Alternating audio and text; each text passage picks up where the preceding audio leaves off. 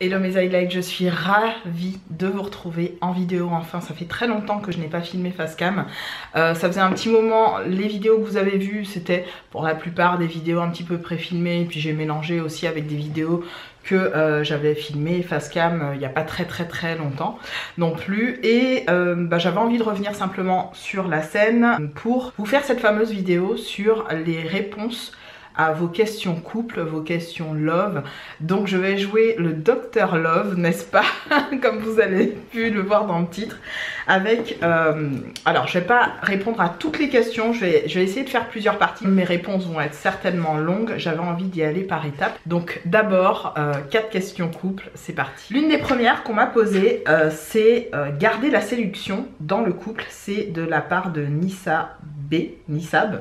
Donc Nissab, merci pour ta question que je trouve très intéressante. Vous savez que même si je vous parle de ce que je peux moi mettre en pratique dans ma vie de couple, ça ne veut pas dire que je suis hors de problématiques de couple, hein. Je suis comme tout le monde, je ne suis ni sexologue ni spécialiste sur la partie effectivement couple. Pour vous expliquer un petit peu, moi j'ai rencontré mon chéri au début, tout début de ma trentaine, à l'aube de ma trentaine pour être très exact. Donc ça fait déjà un peu plus de 13 ans que nous sommes ensemble. Nous n'avons pas d'enfants. Est-ce que c'est un choix? C'est, j'ai envie de vous dire, une question qui nous appartient. J'ai pas envie d'épiloguer là-dessus, même si ça ne me dérangerait absolument pas de vous apporter des éléments de réponse. Je dirais dans un premier temps que c'est ni lié à une problématique biologique de mon côté ou de son côté, c'est tout simplement le cheminement de la vie qui a fait que aujourd'hui, même après 13 ans de vie de couple, nous n'avons pas d'enfants. Oups, j'essayais d'arranger la caméra, mais malgré tout, bref. Donc, mais j'en viendrai là-dessus. Si vraiment vous avez envie qu'on échange sur la question enfant, je pourrais épiloguer là-dessus. Et j'ai trouvé ça intéressant parce que j'avais envie simplement de vous partager mon point de vue par rapport à mon couple et par rapport aux questions que vous pouvez vous poser. Donc cette première question est très intéressante dans la mesure où je dirais que ce n'est jamais évident. Évidemment, hein, vous l'imaginez vous-même, certains vivent célibataires depuis un certain nombre de temps parce qu'ils ont eu une vie de couple assez compliquée, d'autres vivent une vie en couple et c'est très compliqué parce que ils ont eu une vie de célibataire, etc. Donc l'un dans l'autre, on est un petit peu amené à vivre l'un avec l'autre. On n'est pas obligé de se mettre en couple, on n'est pas obligé de suivre un petit peu les dictats que la société nous impose ou nous montre, que ce soit à la télé ou autour de nous. Il y a plein de personnes qui vivent seules. Il y a des gens, pour s'en prendre des personnes qui sont d'une religion spécifique, hein, je pense aux religieuses, dans la religion catholique, ou à d'autres personnes d'une confession religieuse quelconque qui peuvent vivre une vie un petit peu d'ascète comme ça, une vie un petit peu retirée de tout, sans forcément avoir de rapport avec qui que ce soit, et certaines personnes arrivent à vivre comme ça et à trouver leur bonheur et leur chemin de vie très bien comme ça. Sauf que oui, on vit dans une société, et dans cette société, il y a beaucoup de jugements. Les gens ont envie de vous voir en couple, les gens ont envie de vous voir heureux, les gens ont envie de vous voir dans une vie pseudo-instagrammable. Et donc il y a cette notion tout le temps de se dire comment on va un petit peu au-delà de notre désir, de notre séduction, de ce qu'on vit. J'ai envie de vous dire, ça ne passe pas que par le plaisir physique, le plaisir intime, ça passe aussi par des moments seuls, des moments aussi de solitude. Donc la séduction dans le couple, c'est aussi aimer soi-même. C'est aussi et avant tout s'aimer soi-même. Mon chéri, à l'époque où on s'est rencontrés, n'imaginait pas une seconde que je serais la pec d'aujourd'hui. Ça, je peux vous l'affirmer. On le reprend à la même époque. Jamais il n'aurait imaginé que je m'auto-gère entre guillemets comme ça. Je ne l'ai pas fait pour lui, je ne l'ai pas fait pour qui que ce soit d'autre que pour ma propre personne. En fait, j'ai eu une attirance envers moi-même qui s'est de plus en plus accrue. J'ai eu une séduction envers moi-même qui s'est de plus en plus accrue et qui a fait que durant toutes ces années en fait avec mon chéri, ça s'est renforcé, notre amour s'est renforcé, nos liens se sont renforcés. Alors tout n'est pas rose évidemment, mais on trouve le temps, on essaye en tout cas de trouver le temps d'avoir des moments juste pour nous, donc séparés l'un de l'autre. Pourquoi je vous disais qu'il n'aurait jamais imaginé que je devienne la pelle que je suis, parce que encore aujourd'hui il me dit tu te rends compte quand je t'ai rencontré, bon t'avais pas de locks, ça c'est pas un problème parce que j'adore tes cheveux, peu importe qu'ils soient afro et tout, ça sur ça mon chéri il s'en fiche complètement. Le seul truc, je crois qu'il aurait pas kiffé que j'ai vous savez la coupe vraiment à la garçonne. Il me dit je suis moins fan, il l'admet. Il me dit même si c'est un tout petit afro, mais moi j'aime bien quand les nanas elles ont un petit peu de cheveux quoi. Voilà, il y a juste ce truc là, mais sinon toujours de me dire jamais j'aurais imaginé que voilà tu te développes à ce niveau là en termes de make-up, que tu fasses autant de choses et tout, et moi de lui répondre mais en fait j'ai fait parce que j'avais envie de le faire pour moi. Et en plus si vraiment je reviens sur l'historique de comment j'ai fait pour tomber sur YouTube et le maquillage et le machin, en vrai de vrai la vraie histoire c'est que c'est arrivé à cause de lui. C'est arrivé à cause de lui en 2010, à l'époque où YouTube était vraiment une plateforme, vraiment c'était vraiment... quand vous aviez 10 000 abonnés, c'était l'équivalent d'1 million. Hein. Donc et c'est lui qui m'a dit ouais va voir, tu sais il y a des tutos, des machins. Et c'est là, en 2010, je m'en souviendrai toute ma vie, c'était en octobre ou un truc du genre, en 2010, où j'ai commencé vraiment à m'intéresser à tout ce qui était make-up, etc. Donc la séduction, ça ne passe pas que par juste l'attirance physique ou le plaisir sexuel, oui je veux dire le mot, le plaisir intime, voilà. Le plaisir intime, les plaisirs voilà, de la chair, etc. Pour pas dire les mots, vous savez, qui fâchent sur YouTube. Ça passe aussi par s'apprécier soi-même, se connaître, explorer certaines choses qui peuvent nous faire peur. Je sais qu'au début de toute mon exploration sur le monde de la beauté, il y avait des choses qui m'intéressaient, qui m'attiraient, où j'avais peur de rentrer là-dedans. Jusqu'à présent, hein, par exemple, un truc que je n'ai pas fait et que je ne pense pas faire un jour sur ma chaîne parce que ça ne m'intéresse pas, c'est tout ce qui est make-up d'Halloween, un peu gore, un peu... Alors il y a différents types de make-up d'Halloween, mais en l'occurrence, voilà, c'est des choses qui ne m'attirent pas. Bon bref, je fais des digressions, hein, je suis désolée. Juste pour vous expliquer en gros que tout ça pour vous dire que il y a des choses que vous allez vouloir explorer dans la séduction qui ne vont pas en vrai, vous allez vouloir les faire plaisir à l'autre. Et ça ne sert à rien de faire quelque chose pour faire plaisir à l'autre. Dans la séduction, la première personne que vous devez séduire, c'est vous. Vous devez avoir envie de vous auto-bip. Vous comprenez ce que je veux dire? Que quand vous faites quelque chose pour vous, ce soit limite de l'ordre du plaisir intime que vous vous donnez à vous-même. Je vais jusque là. Oui, oui, on va jusque là. Parce que la séduction, c'est aussi dans un regard, c'est aussi dans une façon de prendre soin de l'autre. Ça peut être aussi une caresse, ça peut être plein de choses qui se passent. Et ça peut être autour d'une simple discussion. C'est très important de se poser hors de tout bruit environnant, les enfants, la télé ou autre, d'être dans un calme, dans une atmosphère relativement correcte pour pouvoir échanger. Je pense que ça c'est la base, et pour avoir vu des exemples complètement contraires, que ce soit dans ma vie personnelle, familiale ou auprès de certains proches de familles lointaines, je me suis toujours donné un point d'honneur d'avoir des moments d'échange vrais, clairs avec mon conjoint, qui nous permettent de faire table rase et d'aller de l'avant en fait. Donc je vous dirais que garder la séduction dans le couple, c'est un travail de tous les jours, mais pas un travail harassant, puisqu'il passe d'abord par l'amour que vous avez pour vous-même et ce que vous avez envie d'explorer avec l'autre.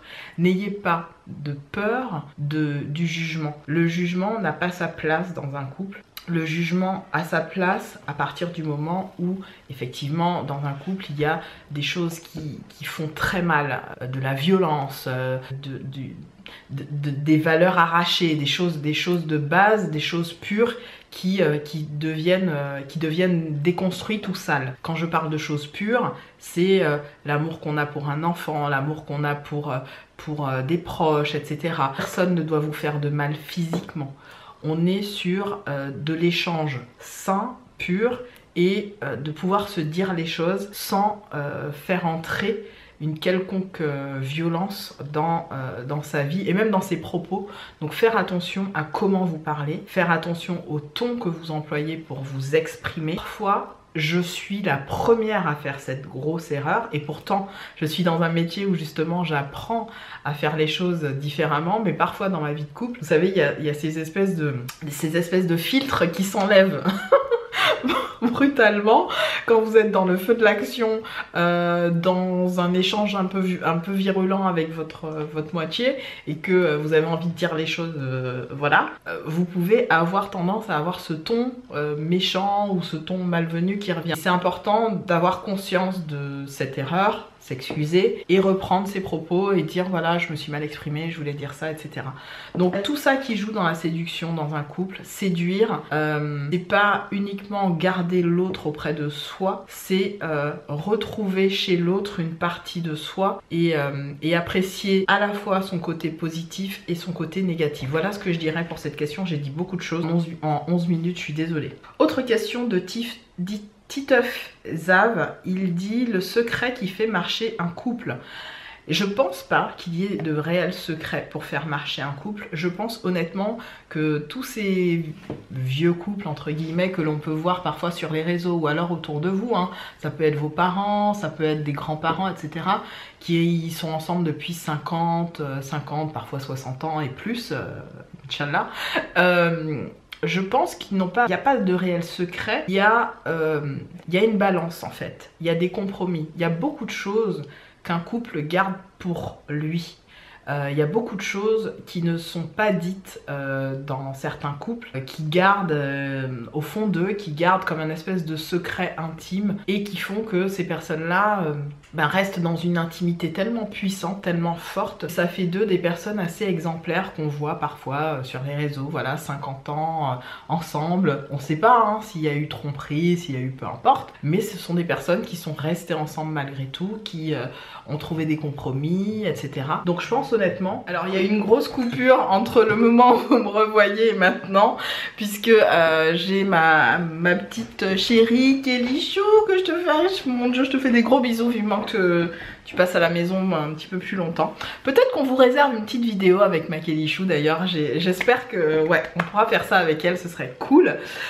Donc je vous disais oui, il y a des couples peut-être qui restent très longtemps ensemble et où on ne sait pas en fait leur réel secret. Je dirais qu'il n'y a pas de secret, il y a une manière de se respecter lorsqu'on est en couple. Savoir se le dire quand on ne s'aime plus, c'est dur de le faire, mais faut le faire. Savoir se le dire aussi quand on arrive à un moment de notre vie où on n'est pas bien. Dire à l'autre, voilà, je ne suis pas bien parce que, trouver les mots, dire les choses.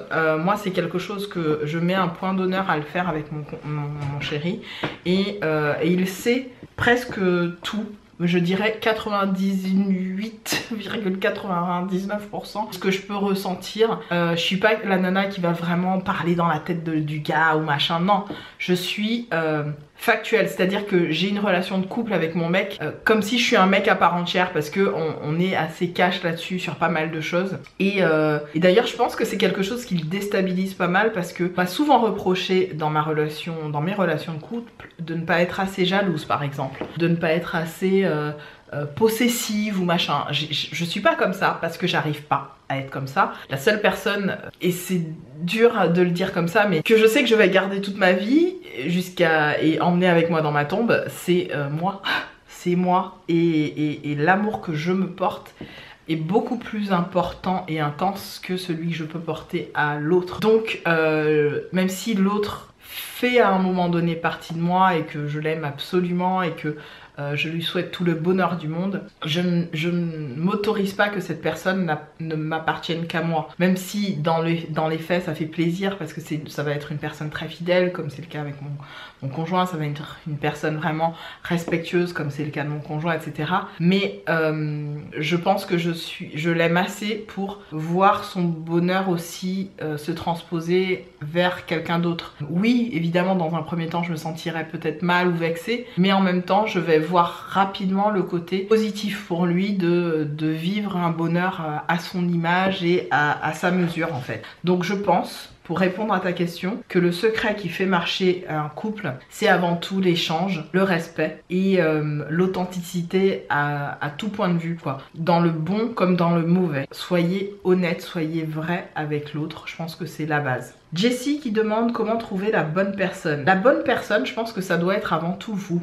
La bonne personne, c'est vous d'abord. C'est comment vous aimez. Et une fois que vous aurez trouver en vous la bonne personne, la moitié, la moitié de vous-même va s'avancer vers vous naturellement. Je pense vraiment, j'y crois vraiment à ce truc-là. Je vois tellement de choses qui se passent autour de moi où je vois des gens qui sont mal dans leur peau parce que l'autre a fait ci, parce que l'autre n'a pas fait ça, parce que l'autre aurait dû dire ci, parce que... Et en fait, quand on réfléchit à la situation, on se dit mais merde.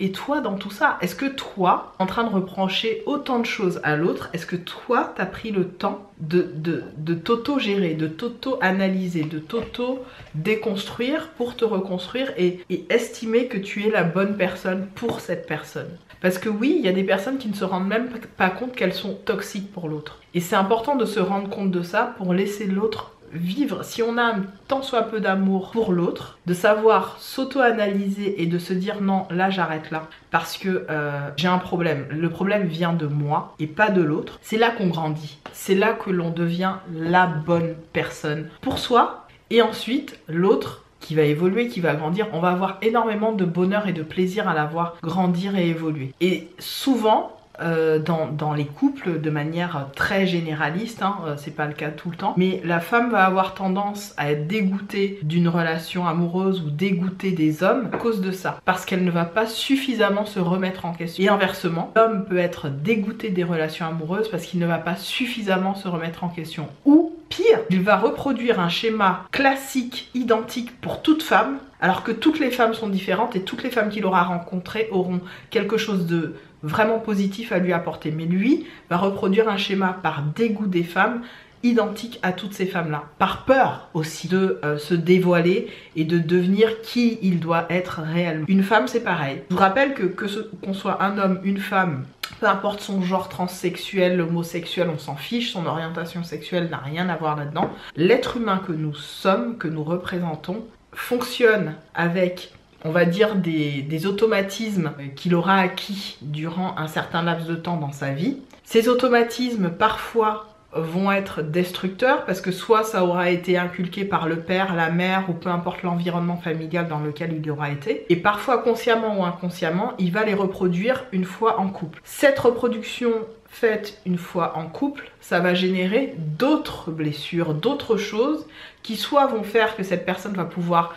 contre-réagir et, on va dire, évoluer, s'auto-analyser et devenir quelqu'un d'autre, soit cette personne va rester dans un schéma plutôt malsain qui l'oriente vers quelque chose de très néfaste pour la suite de sa vie et ne va jamais réellement évoluer.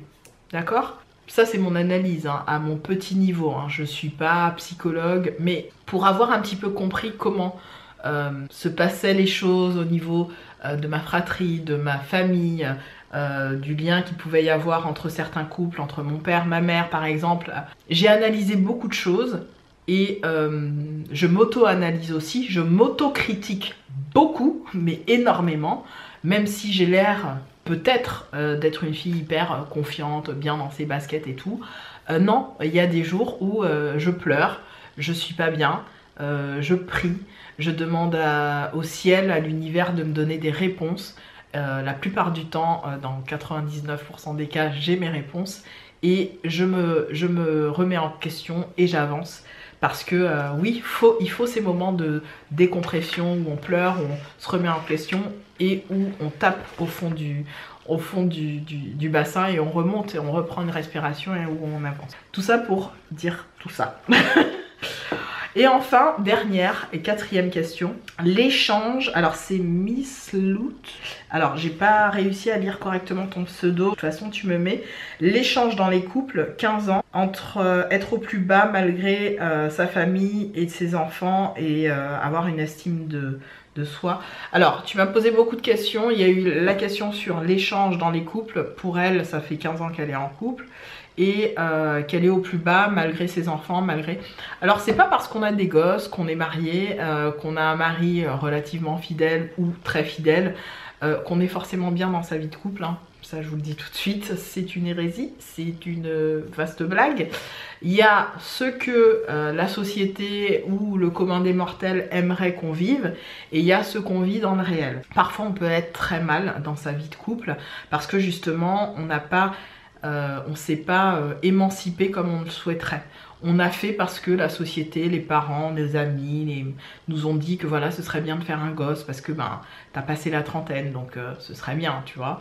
Ou alors, ah ben voilà, t'es avec un mec gentil, bien, ce serait bien, ou d'une certaine type, d'un certain type ethnique, ce serait bien de faire des petits métis. Moi, c'est les réflexions qui m'ont sorti un petit peu à tout va. Donc, comment vous dire? Face à ces réflexions, j'ai toujours eu un espèce de regard très extérieur, comme si je sortais de mon corps, mais vraiment, hein, comme si je sortais de mon corps et que je regardais la situation sous tous ses angles. Chaque fois que j'ai eu ces réflexions, que ce soit dans ma fratrie, au niveau de ma mère, de mes frères et sœurs parfois, ou peu importe, je me disais, mais qu'est-ce qu'ils veulent que je réponde à ces affirmations, en fait, à ce jugement gratuit? J'ai pas envie de répondre, en fait.